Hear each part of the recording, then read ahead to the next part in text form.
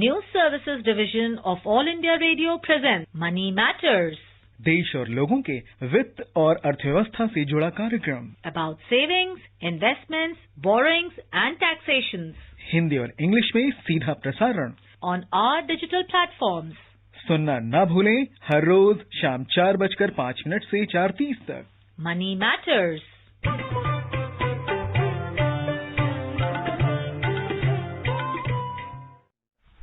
Hello, good afternoon and welcome to Money Matters, our daily show on all things to do with personal finance. You're listening to Money Matters on the official All India Radio News YouTube channel. This is an interactive show where you can also participate. And you can do that simply by typing your comments in the live chat section.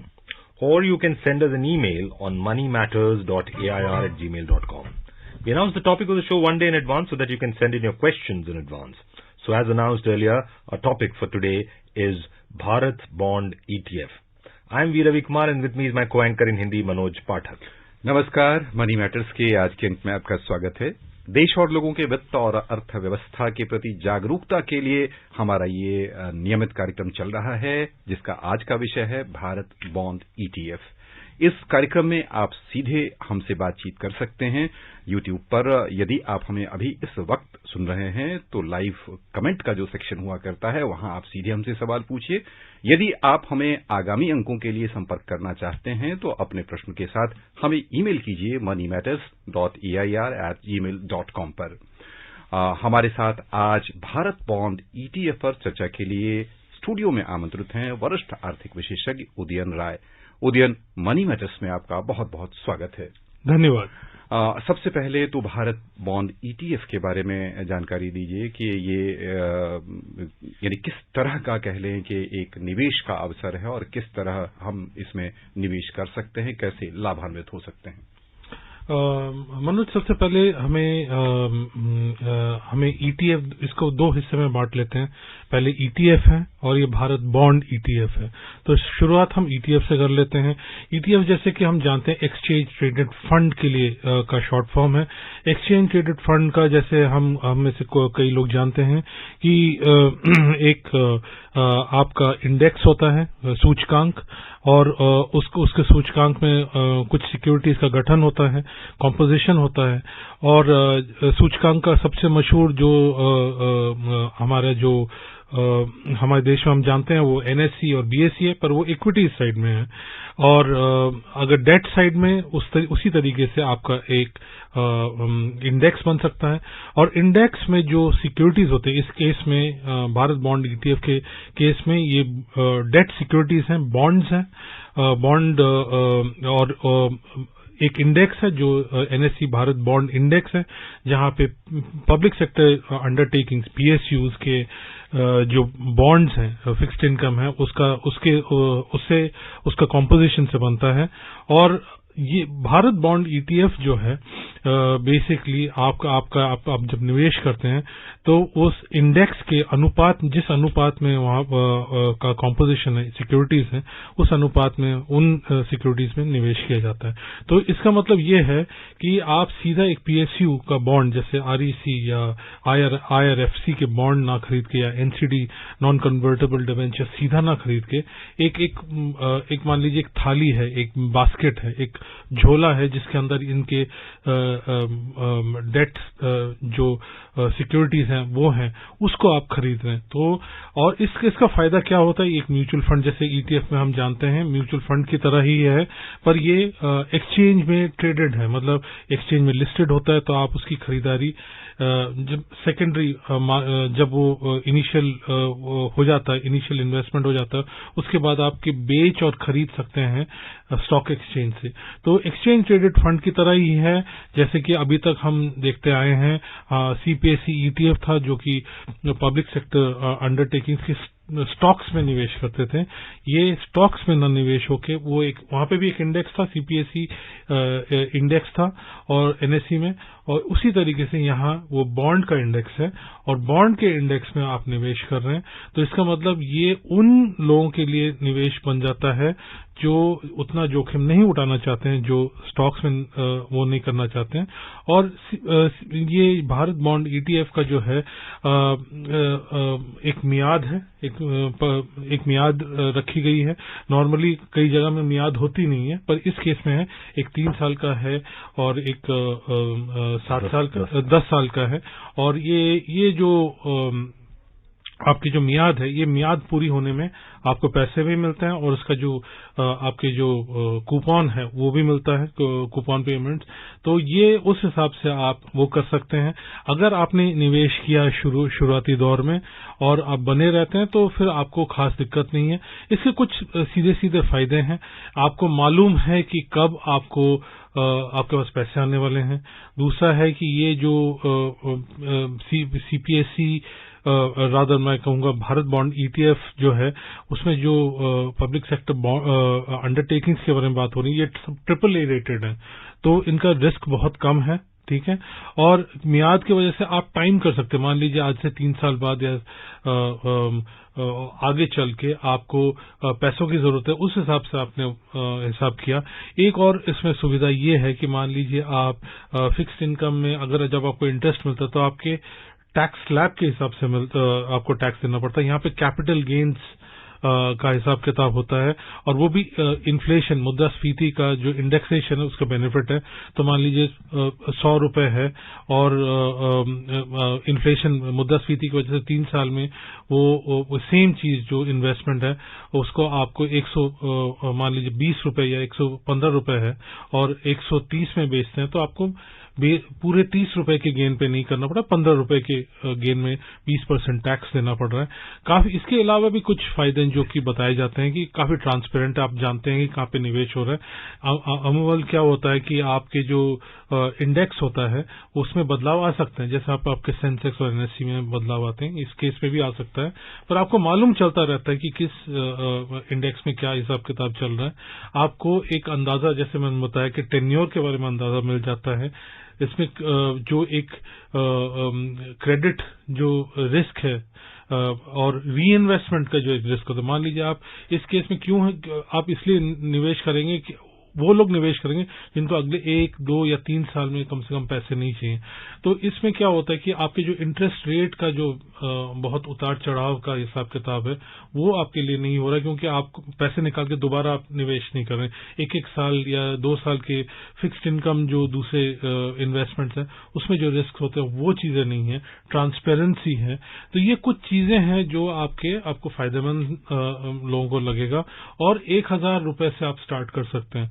तो उसके बाद आप कई लोगों का ये है जो जिनको चिंता रहती है कि अगर बीच में अगर पैसों की जरूरत है तब क्या होगा, तो इसमें मार्केट मेकिंग की सुविधा दी गई है। तो उस वजह से आप ये क्लेम है, ये तो आगे चल के निवेशक देखेंगे कि वो मार्केट से भी इस बॉन्ड को उठा सकते हैं या बेच सकते हैं। तो ये कुछ मुख्य बातें हैं। पर ये पहला इन्वेस्टमेंट किसी का debt market oriented debt investment, मतलब मार्केट के उतार चढ़ाव से जुड़ी हुई फिक्स्ड इनकम या डेट इन्वेस्टमेंट पहला नहीं हो सकता। पहला वही होगा जहां पे आपको रिस्क कम होगा, उसके बाद धीरे धीरे करके आपकी आय बढ़ रही है तो आप अलग अलग जोखिम, अलग अलग टाइप के इन्वेस्टमेंट जब कर रहे हैं तो तब आप आगे जाके देखेंगे पहला ये निवेश नहीं हो सकता है। So if you look at traditionally where people invest in India, the number one is obviously fixed deposits, and the second thing that people invest is real estate. Then you have gold, and finally you have equity. So each of these basically has something associated with. Fixed deposit has stable guaranteed returns associated with. Equity has a possibility of much higher returns. Real estate, stable returns, but there is something emotional that people attach with it, my own house kind of a thing. And gold is international, so you can take it to any country in the world and you'll still get some store of value from it. Now, in this spectrum of these 4 products, which let's say encompasses most of the investment that Indians typically do, where would this come in? Is it closer to FD? Is it closer to real estate? Is it closer to gold or equity? Where does it come in?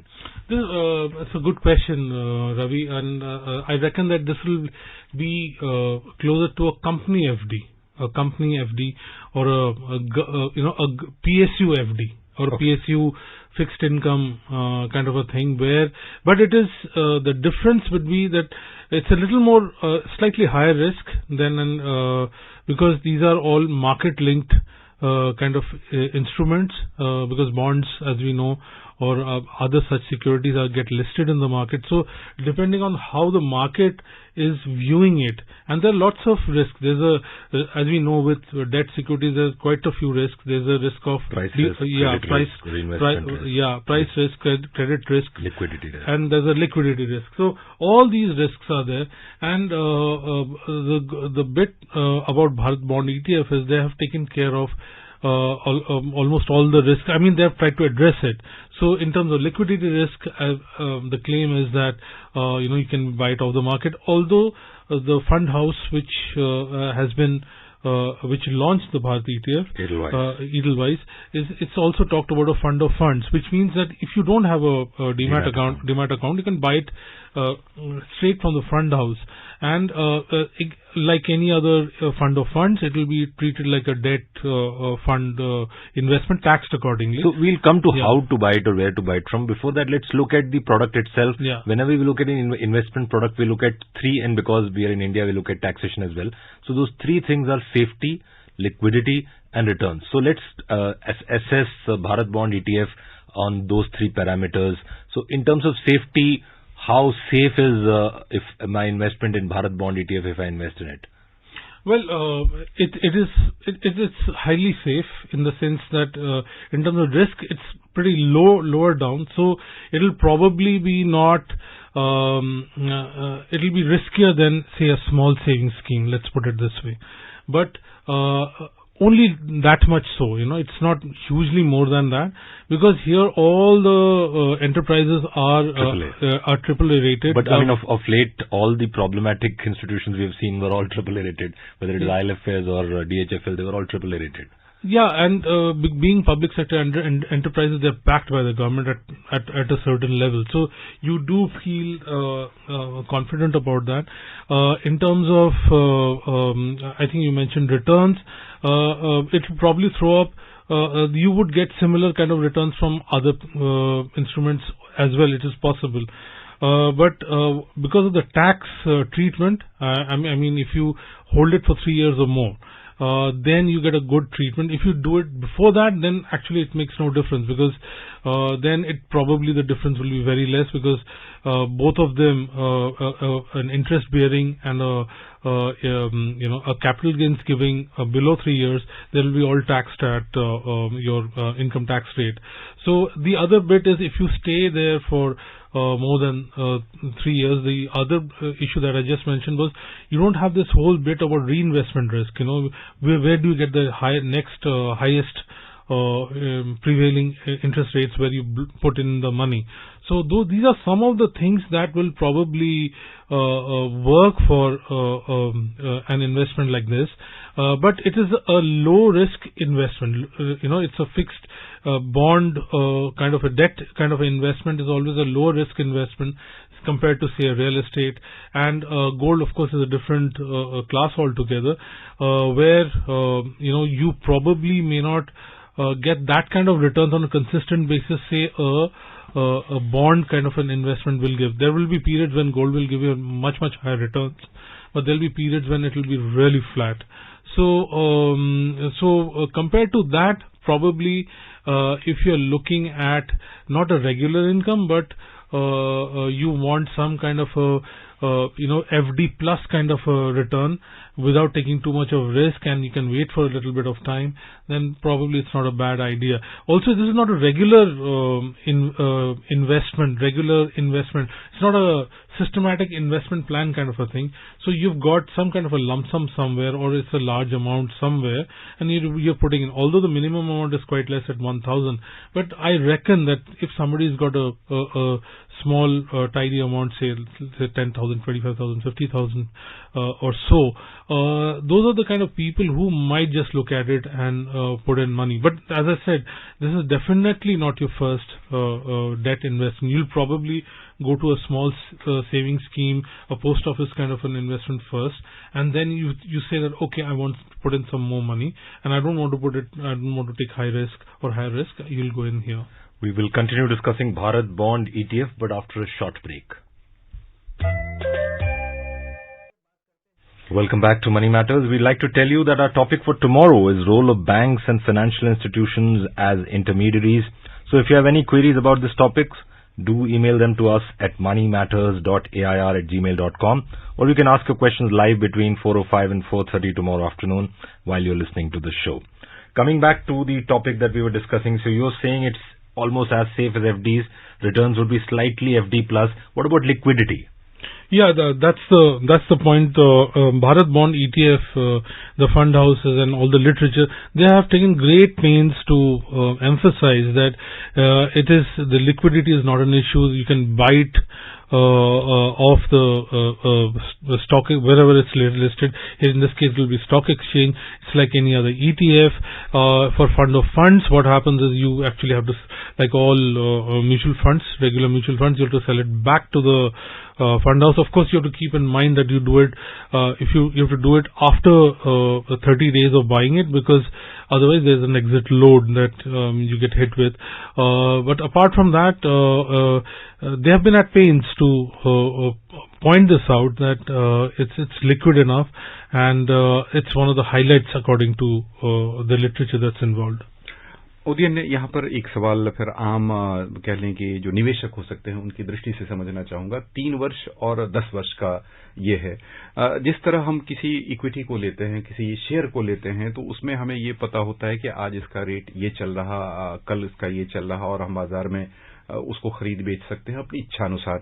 यहाँ पर आपने liquidity की चर्चा की। यहाँ एक आम श्रोता के रूप में मैं समझना चाहूंगा कि हमने यदि 3 वर्ष के लिए लिया और हम बीच में ही उसको बेचना चाहते हैं, तो हमें कितना धन मिल पाएगा या कितना हम पर कह लें कि हमारा नुकसान होगा? और क्या भारत बॉन्ड ईटीएफ का भी रोज रोज का जो दर है वो क्या बदलते रहती है, बाजार के हिसाब से ऊपर नीचे जाते रहती है?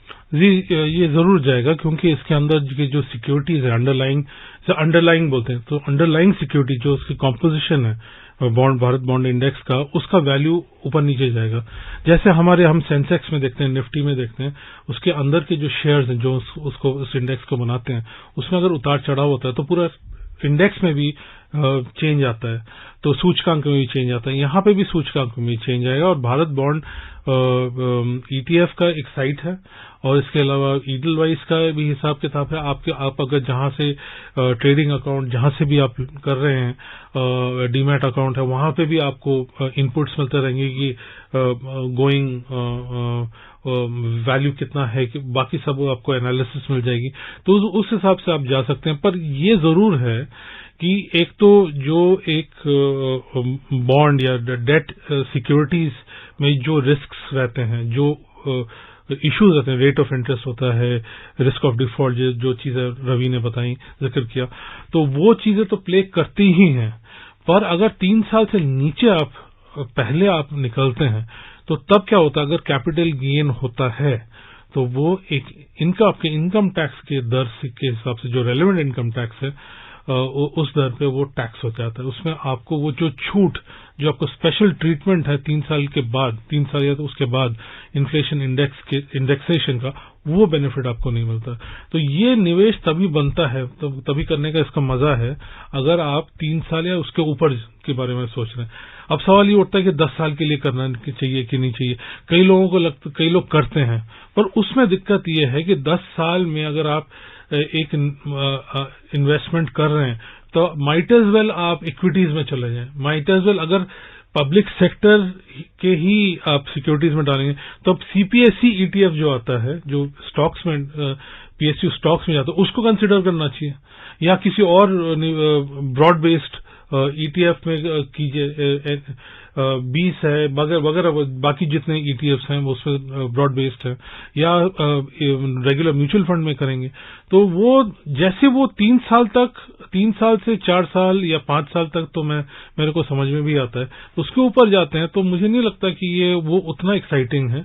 जाहिर है आपको लगेगा कि वो बताएगा आपको, अब जो फिगर्स आप देखेंगे उसका जो यील्ड है आप पाएंगे कि वो 10 साल वाले में ज्यादा हो रहा है, पर आप देखेंगे उसको अगर आप कंपेयर करेंगे 10 साल के लिए अगर रख ही रहे तो आप you might as well move on and invest in a slightly higher risk investment, क्योंकि फिर क्या हो रहा है इन्फ्लेशन के हिसाब से आपका जो अगर दोनों दौड़ में है, इन्फ्लेशन भी दौड़ में है और आपका इन्वेस्टमेंट भी है, तो इन्फ्लेशन बहुत पास में रह जाता है।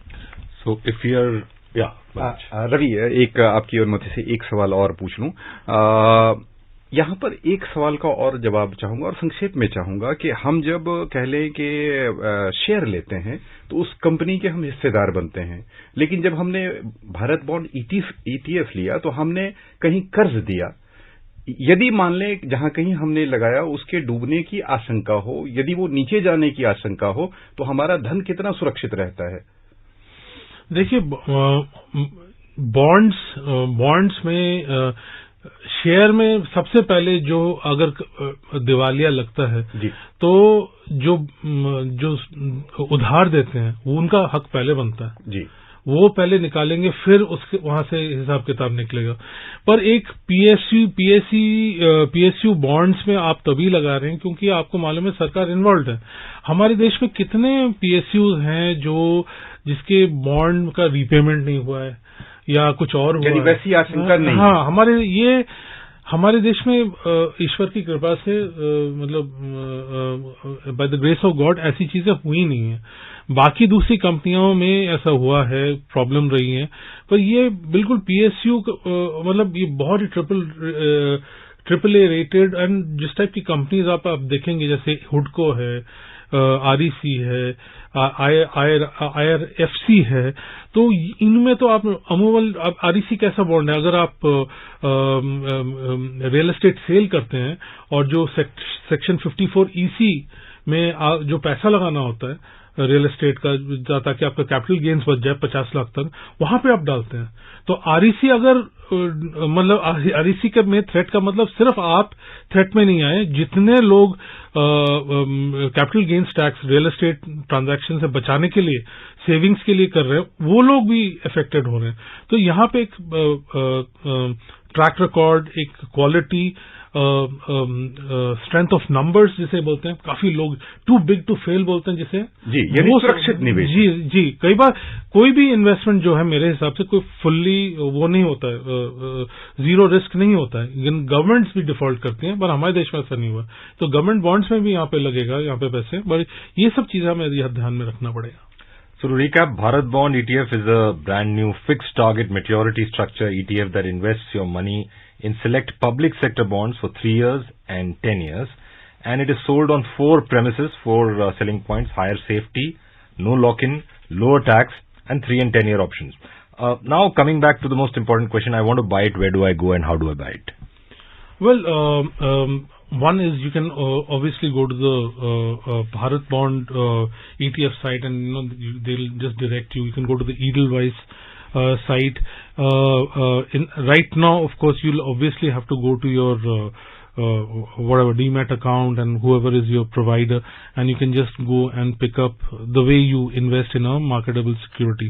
That's my understanding, of course. And if it's a fund of funds that you want to buy, which is really not a problem, then you have to go and buy it from Edelweiss. I'm sure that as more issuances, this was a very successful issuance, as we all know, Ravi. Almost 12,000 crores. Yeah, almost 12,000 crores. So you can expect, like CPSE ETF, there'll be other fund houses who might just be invited to come in and invest. One very important point, Ravi, that's worth pointing out, that it's a very low-cost investment in the sense that normally what happens is, one of the reasons why ETF is very popular is the costs involved in the investments are very less.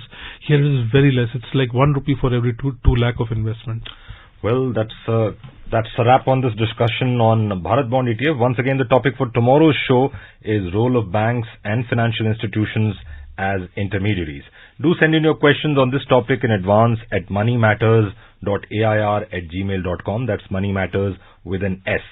Thank you then. Thank you Manoj. And that's a wrap on this edition of Money Matters. Namaskar.